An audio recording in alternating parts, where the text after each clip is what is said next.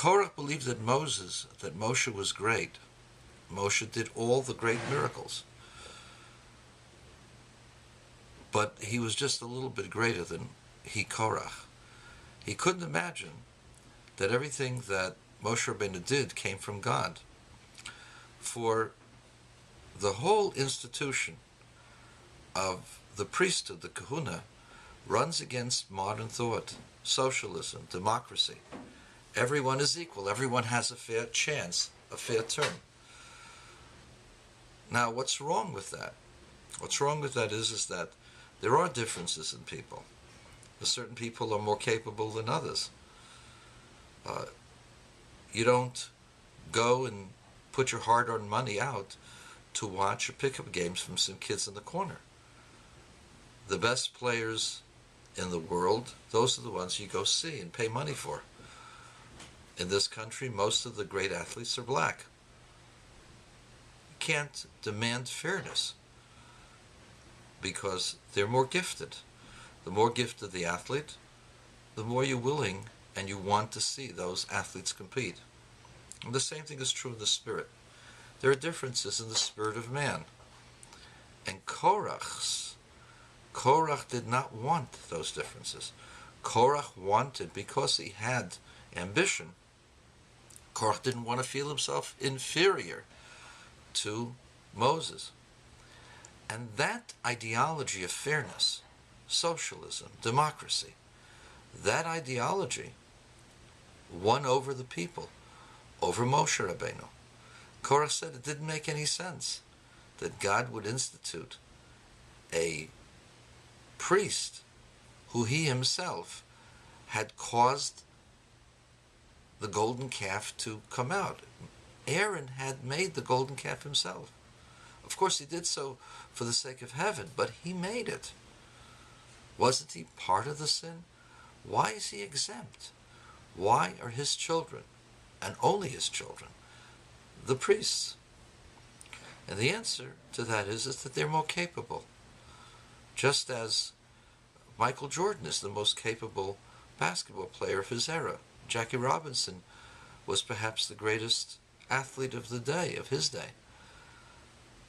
Similarly, Aaron was the holiest of men and more capable of doing the service than anyone else. And he transmitted this holiness of his body and his person to his children. And so by virtue of their birthright, the priests are different. It's hard to conceive, but that's the way it is. There are differences in people. And because that ideology was so strong, after all, 9 Aarons cannot make a minyan, but 10 ordinary Jews can. The argument of Korach was so compelling that even after they saw the punishments, they thought that God had done so only for the honor of Moses, because Moses was a truly great man in their eyes, the greatest of all men. But they did not believe that God was speaking to Moses at all times. Whenever he spoke, he was speaking only what God wanted. That's the reason why when he got angry legitimately, God punished him, because the people thought that this was God's anger, because they had learned that whatever Moses says is coming from God. But at that point, they hadn't accepted that yet, that everything that Moses says is from God directly. They hadn't gotten that awareness yet. And that's why they rebelled. And that's why God had to show them a sign from the staffs, that the sticks all were placed. The sticks for each tribal leader was placed in front of the ark. And the tribal leader of Levi was Aaron, and only his stick sprouted. The idea showing that Aaron could make a dead stick, alive. And Aaron, through his blessings, could make the Jewish people alive. Through his service, he could enliven people who had been dying and dead. He had that power, and that power he transmitted to his children. That had to be demonstrated for them that indeed this was something that they had internally.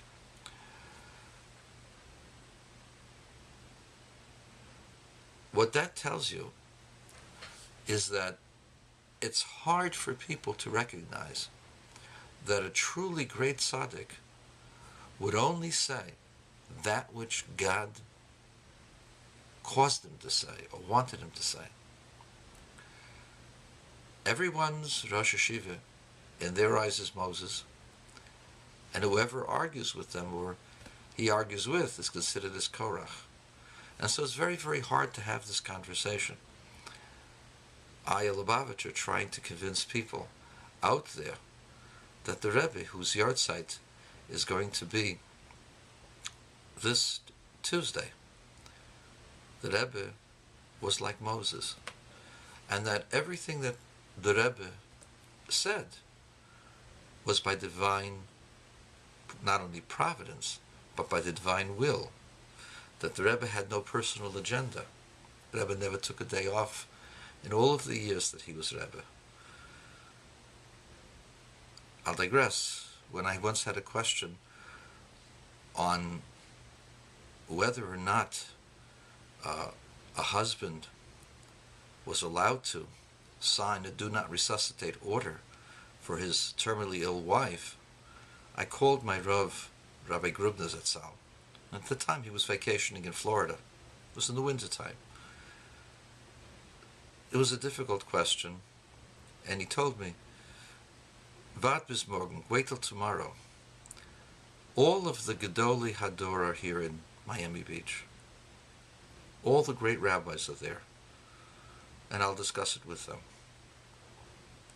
I didn't tell him this, but in my mind, I thought, all the great rabbis are there except for one, the Lubavitcher Rebbe, who never took a day's vacation, didn't have a personal agenda. His whole agenda was to help other Jews, to inspire other Jews, to educate other Jews, and to bring the Mashiach. And I have no doubt that had we listened, Mashiach would be here. I have no doubt about that. But the concept of Mashiach is very elusive. Maimonides tells us that in the 12th century there was a tzaddik in Montpellier, and this tzaddik was known as a prophet, and everything he said came true. One day he said, Mashiach is coming, we have to sell our properties and greet Mashiach. Everybody sold the properties and went to the place where they're supposed to greet Mashiach. Mashiach didn't come. He was very embarrassed, of course. He had to go to a different land. But in that different land, people would ask him questions, and everything he said came true. This is found in a letter that Maimonides writes to testify in this. So apparently, even when a person has the divine inspiration that everything that he says comes true, the process of the Mashiach is not just an element of ordinary prophecy. The process of Mashiach requires the participation of all of the people, of all the Jewish people. And so, what should we do before the Rebbe's yahrzeit? We should increase our Torah study, our prayers, and our love of other Jews. We should give people joy, give them enjoyment in their Yiddishkeit, and bring as many children and students and people who have been on the outs of Judaism, bring them closer to their Father in heaven. And the sum total of all of these activities not only will protect Klal Yisrael, but will bring the Geula Shlem, the complete redemption that the Rebbe talked about all of his life. I couldn't